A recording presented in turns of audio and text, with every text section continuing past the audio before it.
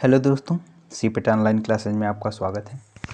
आज की वीडियो हमारी स्पेशल जो हमारा कुछ डिफेक्ट छूट गया था उसको हम कवर करेंगे और आने वाले कुछ दिनों में हम बारी बारी से जो सीपेट के 2023 के एंट्रेंस एग्ज़ाम होने वाले हैं उसके लिए बारी बारी से हम प्रैक्टिस सेट लाते रहेंगे।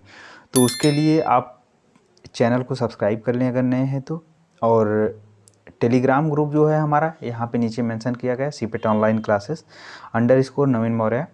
आप इसको ज़रूर से ज्वाइन कर लें, जिससे यहाँ का जितना भी पीडीएफ रहता है वहाँ पे डाल दिया जाता है, तो आप वहाँ से देख सकते हैं। आइए हम शुरू करते हैं। जो पीछे का सारा डिफेक्ट कवर हो चुका था, अभी हम देखते हैं सिंक मार्क। सिंक मार्क क्या होता है?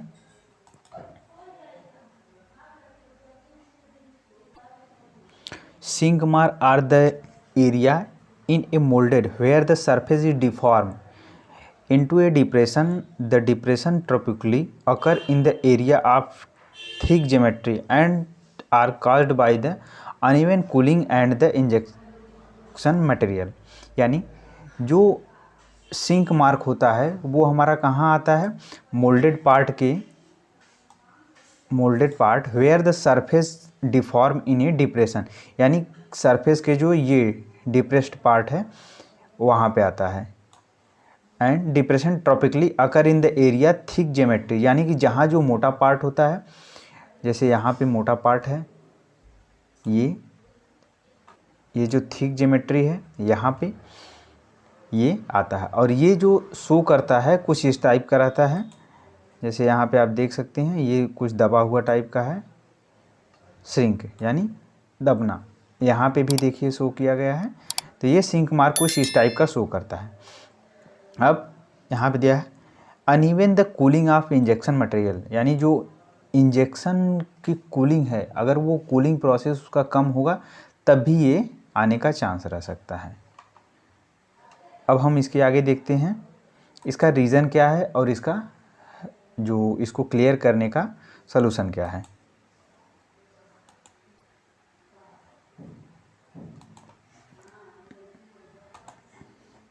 सलूशन ये हमारा decrease the amount of regrinding use, यानी अगर हम ग्राइंडिंग का ज़्यादा यूज कर रहे हैं तो उसके वजह से भी हमारा ये जो डिफेक्ट है आ सकता है। तो यानी कि जो हमारा अगर ग्राइंडिंग का हम ज़्यादा यूज कर रहे हैं तब भी ये आ सकता है। तो इसमें हमें करना क्या है, ग्राइंडिंग मटेरियल जो है उसके साथ वर्जिन मटेरियल ज़्यादा यूज करना है।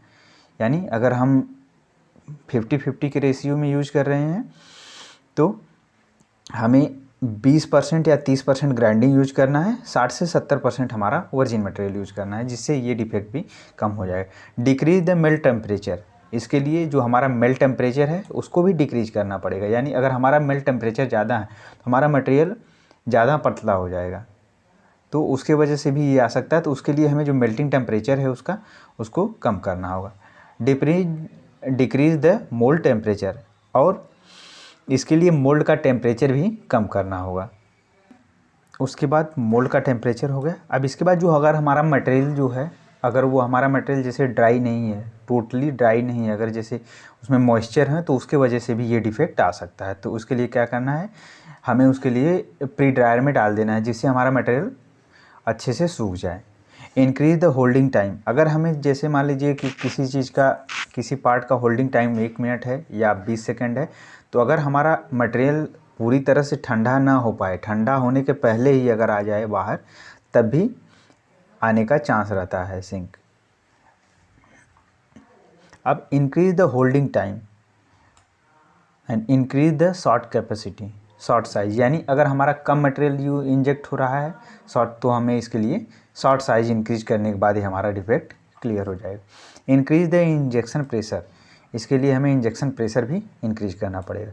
चेक द एयर वाल्व, कभी कभी जो एयर वाल्व्स होते हैं, जैसे हमारा मोल्ड क्लोजिंग के दौरान, जैसे ये हमारा मोल्ड है तो यहाँ पे क्लोज़ करने के टाइम पे एयर वेंट जो उसके बीच में हवा फंसी रहती है उसको निकलने के लिए जगह बनाया जाता है। कभी कभी जो वो अगर ब्लॉक हो जाते हैं तो उसके जगह पे भी ऐसी दिक्कत आ जाती है, जिसकी वजह से भी ऐसे डिफेक्ट आने का चांसेस रहता है। अगला डिफेक्ट है हमारा बर्न मार्क। बर्न मार्क हमारा burn mark are small dark black spot that appear near the end of the flow path of a mould in a particular point material is burn. यानी जो ये burn mark हमारा आता है, ये measure कहाँ आता है, जैसे हमारा जब मटेरियल फ्लो करता है या पार्ट का जो एंड पार्ट है, अधिकतर वहाँ पे हमारा बर्न मार्क आता है। तो अब यहाँ पे जो जैसे ये हमारा पार्ट में है, कुछ इस तरह का वो शो करता है, यहाँ पे दिखाया गया है। जो ये हमारा है, ये बर्न मार्क दिखाया गया है। तो बर्न मार्क शो कैसे करता है, ये इस तरह का दिखता है। अब burn mark are a small dark और ब्लैक, यानी जो ये है इस तरह का एक डार्क ब्लैक स्पॉट होता है near the end of the flow path. जैसे हमारा कोई भी मटेरियल है, जब वो सपोज करिए ये हमारा मोबाइल स्टैंड है, अगर इसका ये अलग से असेंबली पार्ट है, जैसे ये इसका जो अलग से पार्ट है, ये वाला ये पार्ट इसका असेंबल पार्ट है। जब हम इसको बनाते हैं तो सपोज करिए यहाँ से इसका गेट पॉइंट यहाँ पे कहीं पे होगा, या हाँ इसका गेट पॉइंट इसके अंदर पे है यहाँ पे। तो यहाँ से जब हमारा पार्ट इंजेक्शन देगा तो जिसका एंड पॉइंट होगा, जब लास्ट में ये फिलअप करेगा तो वहाँ पे इसका जो बर्न मार्क आने का चांस हो सकता है।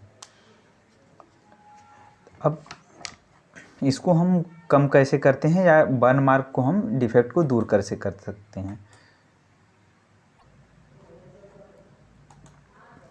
बर्न मार्क को दूर करने के लिए हम क्या करते हैं, जो इंजेक्शन प्रेशर है उसको हम कम करते हैं। जैसे हमारा मटेरियल मान लीजिए मेल्ट है पूरी तरह से, जब वो प्रेशर ज़्यादा रहेगा तो ज़्यादा प्रेशर से इंजेक्ट करेगा, और जब मटेरियल ज़्यादा प्रेशर से इंजेक्ट करेगा तो उस इंजेक्शन के टाइम पे भी उस मटेरियल का हीट जो है वो और उसकी जो एनर्जी है वो बढ़ेगी। इससे यानी कि जो हमारा ऑलरेडी जो मेल्ट टेम्परेचर है वो ज़्यादा है ही, उसके साथ साथ जब इंजेक्शन प्रेशर ज़्यादा होगा तो उसके साथ मटेरियल का जो टेम्परेचर और ज़्यादा बढ़ जाएगा, तो उस वजह से इसका बर्न मार्क आने का चांस हो सकता है।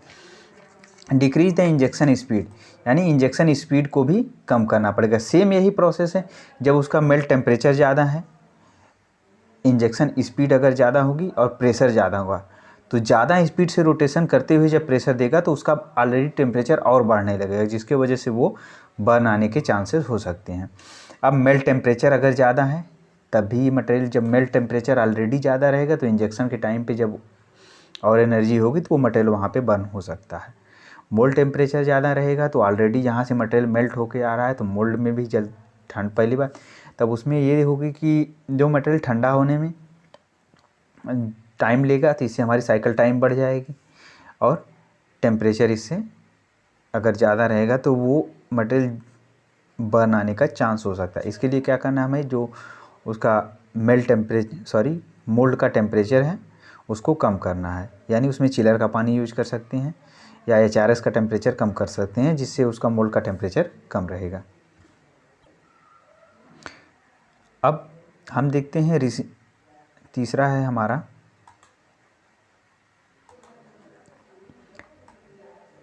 Reduce the clamp force to improve the air venting. यानी जो हमारा क्लैंपिंग फोर्स है उसको हमें कम करना है, क्लैंपिंग फोर्स को, और जो एयर वेंटिंग है उसको हमें, जो एयर को रिलीज़ करने का सिस्टम है उसको सभी को चेक कर लेना है। कभी कभी उसके वजह से भी टेम्परेचर बढ़ता है और उसके वजह से भी बर्न मार्क आने के चांसेस हो सकते हैं।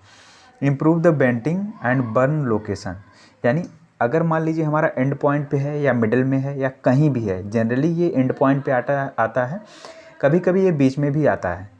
तो जो एंड पॉइंट है उसके जगह पे हमें मोल्ड के अंदर देखना है कि वहाँ पे कोई जो एयर वेंट है या हवा को निकलने का सिस्टम है, कहीं वो तो लॉक नहीं है या जाम नहीं हो गया है, तो उसको एक बार चेक कर लेना है। अब हम अगला डिफेक्ट देखते हैं। अगला डिफेक्ट है हमारा सिल्वर मार्क। सिल्वर मार्क क्या है, ये जो इस तरह का कुछ फ्लो दिख रहा है, फ्लो टाइप का सिल्वर है, ये जो एकदम चमकीला होता है, एकदम सिल्वर की तरह शो करता है, और कभी कभी इसको घिसने के बाद इसमें से रेसे टाइप भी निकलते हैं, जो अगर मान लीजिए हम लो ग्रेड का मटेरियल यूज करते हैं तो इसमें ऐसा हो सकता है।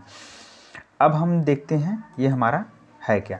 During the storage of processing moisture is absorbed by the granular, यानी जो हमारा ग्रैनुलर है, अगर इंजेक्शन प्रोसेस के टाइम पे अगर हमारा वहाँ पे वो प्री ड्राई नहीं है या टोटली ड्राई नहीं है, तो उसके वजह से भी ये आता है। इसके लिए हमें क्या करना है, जो हमारा ड्रायर का टेम्परेचर है उसको बढ़ाना है, तो इससे ये डिफेक्ट दूर हो जाएगा। और कभी कभी इसका ये जो HRS टेम्परेचर है उस पर भी ये डिपेंड करता है। The emergence of the silver mark is generally due to the rapid start of the injection, which causes the air in the melt and mold cavity unable to discharge quickly enough. This result in the appearance of silver filament on the plastic surface। यानी जो हमारा जो अभी कभी कभी ऐसा होता है कि अगर हम मशीन अचानक से स्टार्ट करके और जब हम इंजेक्शन देते हैं तो उसमें जो एयर वेंट बिना पर्जिंग मारे हुए, क्योंकि बीच बीच में एयर रहती है, तो उसके वजह से यहाँ पे दिया है rapid start the injection cross air is melt and the mould of cavity. यानी उसके अंदर भी जो हवा फांसी रहती है उसकी वजह से भी ये आता है। अब देखते हैं इसका सलूशन क्या है। इसका सलूशन क्या है, check the cooling for leaks. यानी जो इसका कूलिंग पॉइंट है उसको चेक करना है, उसमें लीकेज की वजह से और कूलिंग पॉइंट प्रॉपर ना काम करने की वजह से भी ये डिफेक्ट आ सकता है। Check the plastic granular for moisture. यानी जो हमारा प्लास्टिक ग्रैनुलर है, जो हमारा ग्रैनुलर है, वर्जिन मटेरियल है, वो कहीं ज़्यादा अगर मॉइस्चर एब्जॉर्ब कर लिया तो वो मॉइस्चर फ्री होना चाहिए, तो उसकी वजह से भी ये आ सकता है। और जितने भी प्लास्टिक डिफेक्ट हैं वो मोस्टली एक रीज़न से नहीं आते हैं, बहुत सारे रीज़न हो सकते हैं, लेकिन मेजर ये रीज़न है जिसकी वजह से हमारा डिफेक्ट आता है। अब हमारा तीसरा क्या है, जो नोज़ल की सीलिंग है उसको हमें चेक करना है, इसके वजह से भी आता है। Increase the back pressure. Back pressure बढ़ाने से ये डिफेक्ट कम होता है। Reduce the screw speed.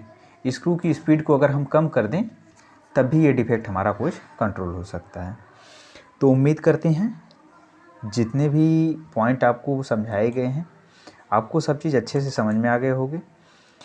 तो वीडियो को लाइक करें और सभी से रिक्वेस्ट है कि ये हमारा जो टेलीग्राम ग्रुप है इसको ज़रूर से ज़रूर ज्वाइन कर लें, अपने दोस्तों को भी शेयर कर दें, क्योंकि जितनी भी PDF होती है, इम्पॉर्टेंट्स PDF, सब चीज़ आपको यहाँ पे मिल जाएगा।